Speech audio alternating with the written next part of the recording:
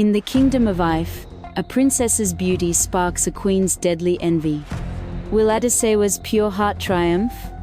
Experience this Nigerian twist on Snow White. Subscribe now for the full story. In the old Kingdom of Ife, harmony and tradition flourished under the benevolent rule of King Adeyemi. His people loved him for his generosity and commitment to upholding Yoruba customs. One day, his beloved wife gave birth to a daughter whose arrival filled the palace with joyous celebration. The child was named Adesewa, a name meaning, the one who brings beauty and abundance. Tragically, not long after Adesewa's birth, the queen fell gravely ill and passed away. Heartbroken, King Adeyemi poured all his affection into raising his young daughter. Adesewa grew into a gentle soul, known for her warm smile and caring nature. From a young age, she displayed a remarkable empathy that endeared her to everyone she met. The princess's favorite pastime involved strolling through the palace gardens, admiring the lush foliage and bright blossoms. She would occasionally gift flowers to the palace servants, showing that she saw everyone a noble or common as worthy of kindness. Years passed, and King Adeyemi felt his daughter needed a maternal figure. Thus, he wed Queen Morenike, an elegant woman who arrived with her own sense of regal poise. At first, the people of Ife welcomed her with open arms. She was graceful and charming, wearing richly colored iro and buba that reflected her fiery spirit. However, as soon as the wedding festivities ended, a different side of Queen Morenike emerged. She possessed a certain vanity and was obsessed with maintaining her status as the most beautiful woman in the land. Whenever she looked at Adesewa, she recognized the youthful radiance that threatened her own sense of superiority. The queen's envy began as a whisper in her mind, but day by day, it grew louder. Though outwardly she remained polite, Morenike found herself scrutinizing Adesewa's every action. Her insides burned at the sight of the princess's natural loveliness and effortless grace. King Adeyemi, unaware of the tension simmering beneath his roof, continued to rule with wisdom and fairness. He adored both his daughter and new wife, hoping their bond would strengthen the kingdom. Little did he know that Queen Morenike's concealed jealousy would soon put his cherished daughter in grave danger. For Adesewa, life continued peacefully for now. She prayed daily at dawn, thanking the Creator for her blessings and her father's unwavering support. She would sometimes catch glimpses of the queen's watchful eye, but dismissed the notion that hostility could lurk behind those measured gazes. Her innocence shielded her from recognizing the looming threat. Yet, deep within the palace walls, Queen Morenike's resentment grew stronger, setting in motion a perilous chain of events that would test Adesewa's fortitude and the unity of the entire kingdom. Thus begins the tale of Princess Adesewa, whose pure heart and enchanting beauty would become both her gift and her curse in the Kingdom of Ife. Queen Morenike's fascination with her own reflection took root in the heart of the palace. Hidden away in her private quarters stood a large, ornate mirror said to have been passed down through her maternal lineage. Intricate carvings of mystic symbols adorned the mirror's frame, and while it appeared beautiful at a glance, its reflective surface possessed a whispered power. Late one evening, unable to quell her simmering curiosity, Morenike approached the mirror. She draped a silk scarf over her hair and carefully lit a pair of candles, each flame flickering in the stillness of the chamber. With a sense of both reverence and dread, she peered into the mirror, framing her question in a hushed tone. "Mirror, mirror so old and grand, who is the fairest in Ife's land?" At first, there was nothing but silence and Morenike's own reflection. Yet, as she waited, the mirror's surface rippled as though touched by a faint breeze. A soft voice emerged, almost more of a breeze than a sound. "Your beauty, Queen, is indeed striking. Yet Adesewa's is pure and unmatched." The queen's face went cold. She swallowed hard, her heart beating thunderously in her chest. This was the confirmation she dreaded, the pronouncement that fueled her fear. Adesewa was the fairest, and not her. Jealousy smoldered behind Morenike's eyes, igniting a spark of malice she could scarcely contain. She clenched her fists and expelled a trembling breath, vowing that her stepdaughter's radiance would never overshadow her own.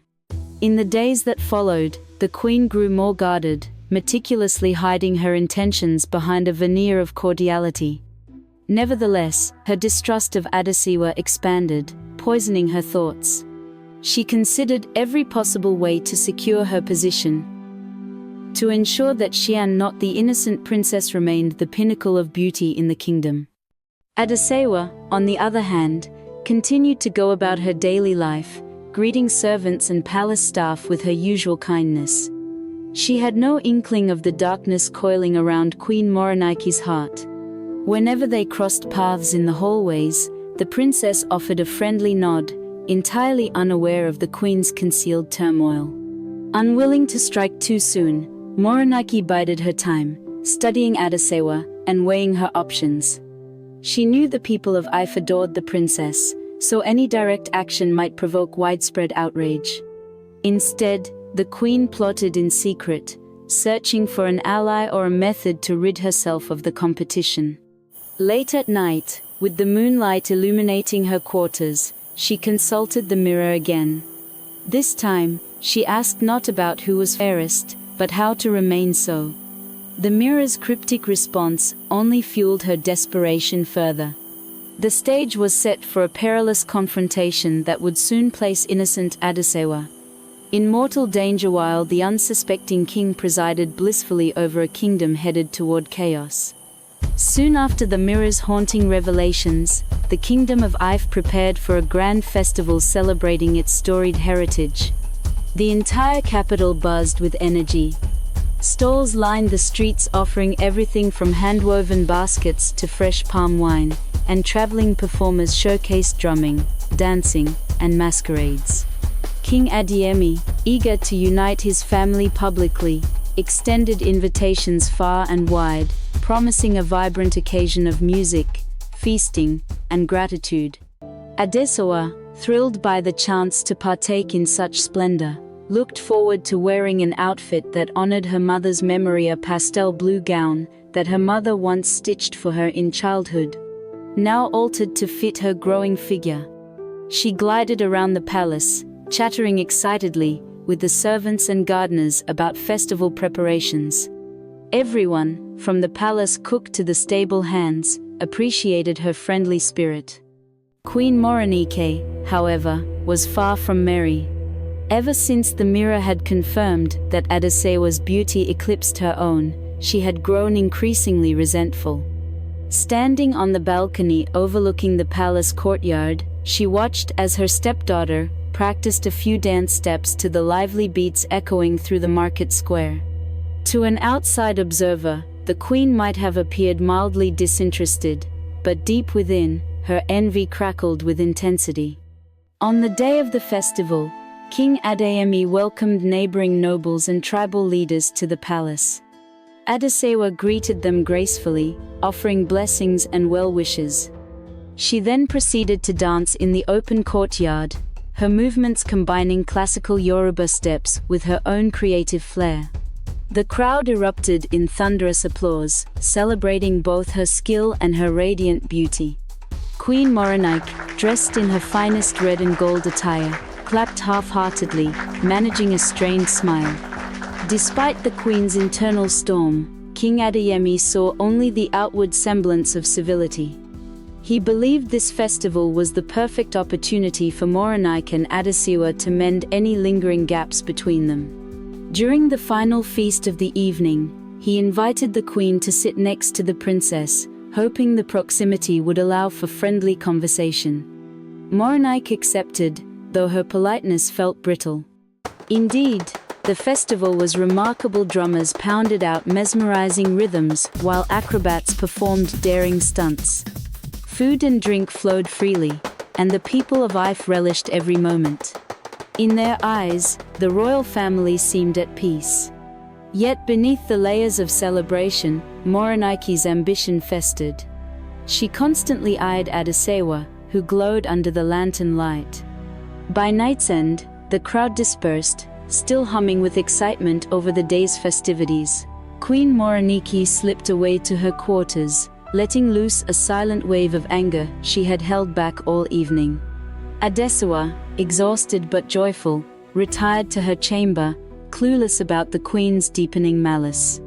King Adeyemi congratulated himself on a successful celebration, unaware that beneath the surface of palace life, danger was brewing, danger that would soon test the bonds of family and the resilience of innocence. As the festival's laughter fades into the night, a storm brews within the palace walls. Queen Morenike, her heart darkened by envy, can no longer ignore the shadow Adesewa casts over her. While King Adeyemi sleeps peacefully, believing unity has been restored, danger stirs in the quiet corridors. What sinister plan is the queen weaving in the depths of her chamber? And how long can Adesewa's innocence shield her from the storm ahead? Find out in the next episode.